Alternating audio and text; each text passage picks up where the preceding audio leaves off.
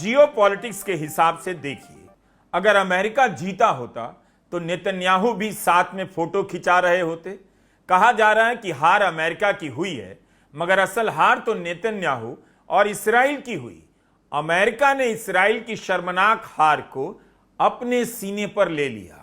Israel को अपमानों से बचाकर सारा अपमान ट्रंप खुद पी रहे हैं, मगर नेतन्याहू को किनारे भी लगा रहे हैं। ट्रंप ने इसराइल के साथ अमेरिका की दोस्ती निभा दी यहां तक, मगर नेतन्याहू को माफ नहीं किया।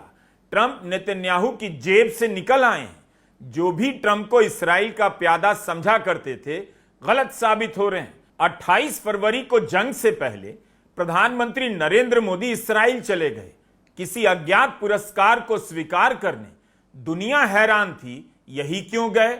शायद उन्हें लगा होगा कि ट्रंप नेतन्याहू की जोड़ी ईरान को मसल देगी और वे इस इलाके में विजेता के साथ फोटो खिंचाते नजर आएंगे और दोनों की बस में सवार हो जाएंगे।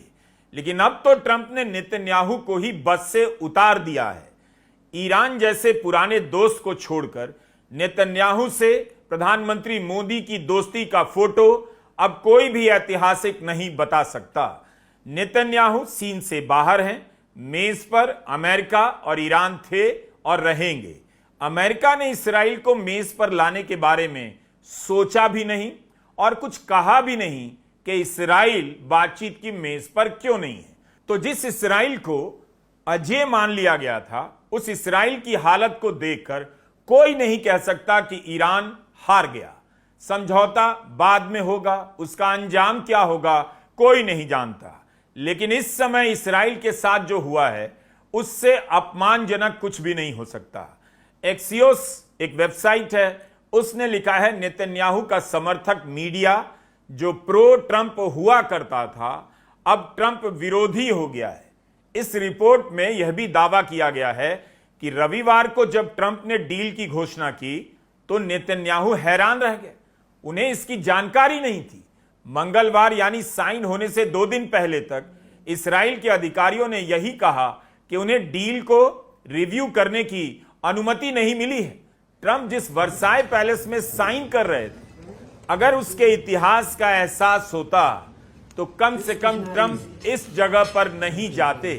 शायद मैक्रों को वर्साई पैलेस और वर्साई संधि का एहसास रहा होगा और उन्हें पता होगा कि इसी जगह पर 107 साल पहले एक और हार तय हुई थी, किसी और देश का अपमान हुआ था। मैक्रो ट्रंप को बहुत चालाकी से वर्साई पैलेस में ले आए। महीना जून का था, साल 1919। इसी वर्साई पैलेस में प्रथम विश्व युद्ध में हारे हुए जर्मनी को अपमानित करने के लिए 30 देश जमा हुए।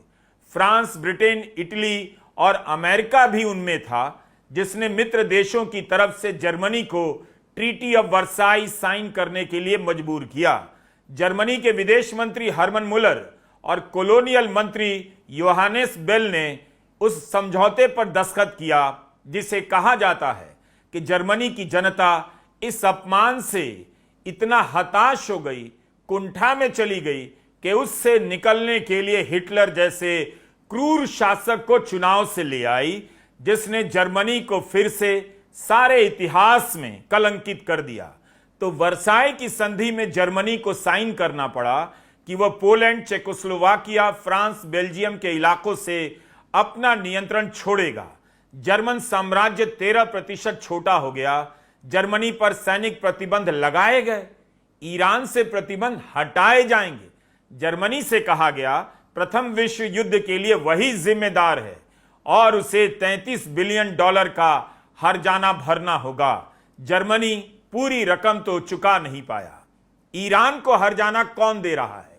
उसके जब्त पैसे को कौन छोड़ रहा है? अमेरिका। तो इस हिसाब से अमेरिका का यह अपमान प्रथम विश्व युद्ध में जर्मनी के अपमान से भी भयंकर है। एमओयू के अनुसार अमेरिका ईरान को हर्जाना देगा तो हारा कौन? अमेरिका।